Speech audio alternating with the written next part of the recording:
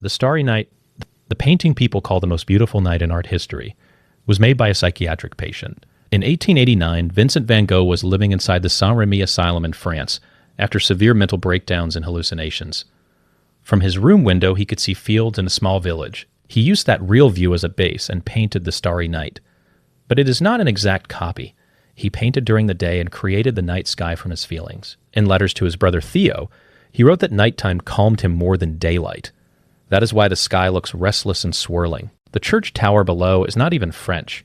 It resembles the Dutch churches from his childhood memories. So this is not simply a landscape. It is a visual record of what his mind was experiencing, not just what his eyes were seeing. Self-portrait with Bandaged Ear. This is not a portrait of an artist. It is a portrait taken days after he injured himself. In 1888, Van Gogh was living in Arles, France, sharing a house with painter Paul Gauguin. Their relationship slowly turned tense, and one night they had a serious argument. Gauguin left the house, and later that same night Van Gogh cut off part of his own ear with a razor. He was taken to the hospital and treated. Shortly after returning, he stood in front of a mirror and painted self-portrait with Bandaged Ear. The bandage, pale skin, and direct gaze are not symbolic. They show his real physical condition during recovery. He did not hide what happened. Instead of waiting to heal, he documented it. This painting is less about appearance and more about recording a real moment of suffering in his life. Guernica, one of the most famous paintings in the world, was created because an entire town was bombed in a single day. In April 1937, during the Spanish Civil War, the town of Guernica was attacked by German aircraft supporting General Franco. It was a market day, so the streets were full of civilians. Bombs and machine gun fire destroyed buildings and killed many residents. Pablo Picasso was living in Paris when he read the news reports and saw newspaper photos. In response, he painted Guernica. The painting is black and white because it was inspired by those newspaper images. The broken bodies, screaming figures, and injured horse are not random shapes. They represent the chaos witnesses described. This work was not decoration.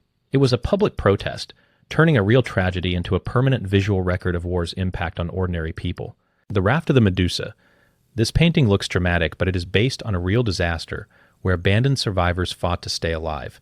In 1816, a French naval ship called the Medusa ran aground off the coast of West Africa because of an inexperienced captain chosen for political reasons. There were not enough lifeboats, so 147 people were placed on a large wooden raft and left behind while officers escaped. For nearly 2 weeks, they faced starvation, dehydration, and panic. Many died, and some survivors resorted to cannibalism.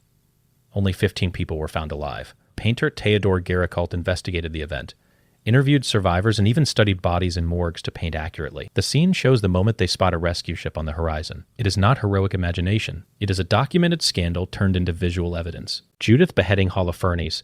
This violent scene was not painted just for drama. It followed a real court case in the artist's own life. Artemisia Gentileschi was a young painter in Rome in the early 1600s.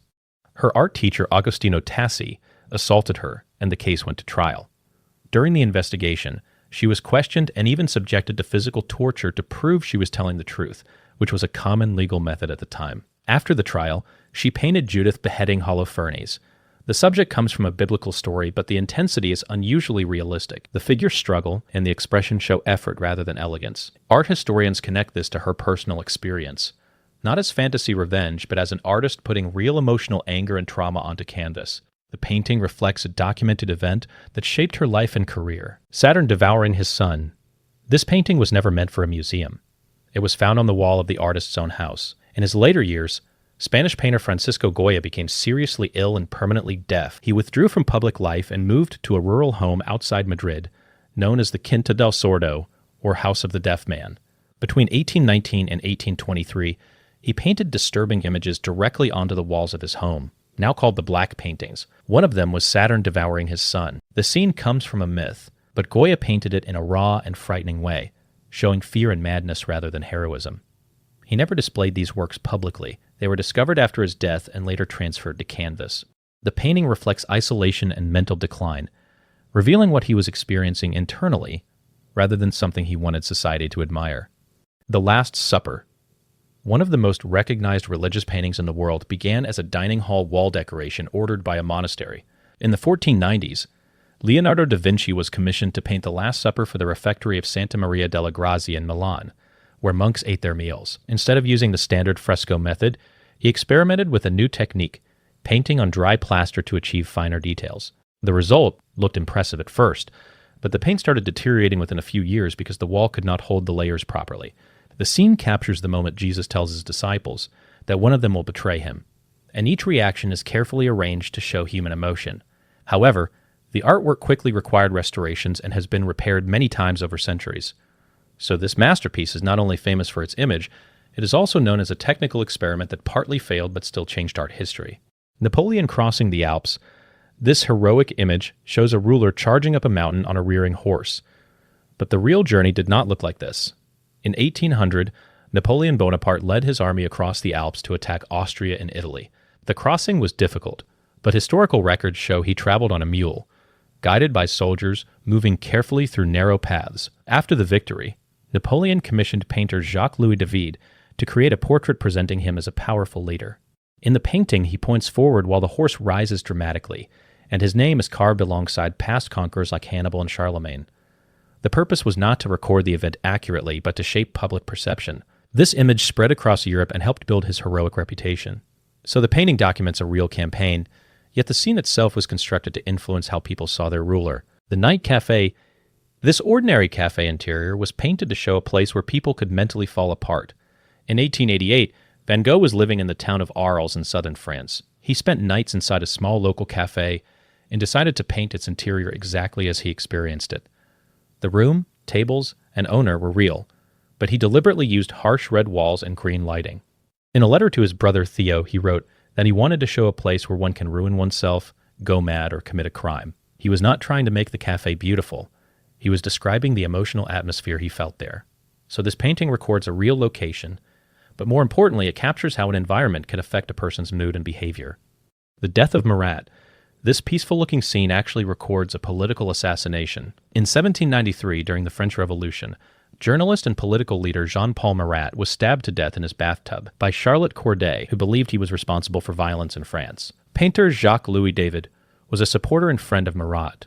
Shortly after the murder, David visited the location and painted the Death of Marat. He removed the chaos and bloodshed, showing Marat calm, almost serene, holding the letter used to gain entry to his room. The simple background and soft light were intentional, presenting him as a martyr rather than a controversial figure. The painting was displayed publicly so citizens would sympathize with the revolutionary cause. So it is not only a record of a real death, it is also an example of art shaping public opinion during a political crisis. The persistence of memory. These melting clocks were not painted randomly. They came from a simple, real moment.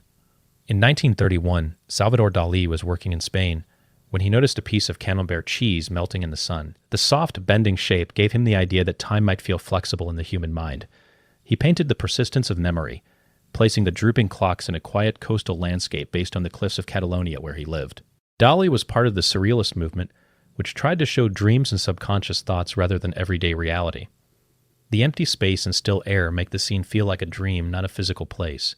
The clocks suggest that time in our experience can slow down, speed up, or blur together. So the painting is not about physics or real clocks. It records how time is perceived inside the human mind, inspired by an actual observation. The 3rd of May, 1808. This scene shows a firing squad, and it is based on an actual execution. In 1808, Napoleon's army occupied Madrid. After Spanish citizens rebelled, French soldiers carried out mass executions the following night. Painter Francisco Goya lived in Spain at the time and learned details from witnesses and survivors. In 1814, he painted the 3rd of May, 1808 to record what happened. The man in the white shirt raises his hands under a lantern while soldiers stand in a rigid line, their faces hidden. Goya focused on the victims rather than the army, showing fear, confusion, and helplessness instead of heroism. This was one of the first paintings to portray war from the civilian perspective, not the victors. It did not celebrate battle. It documented suffering. The work stands as a visual record of a real event and a protest against violence.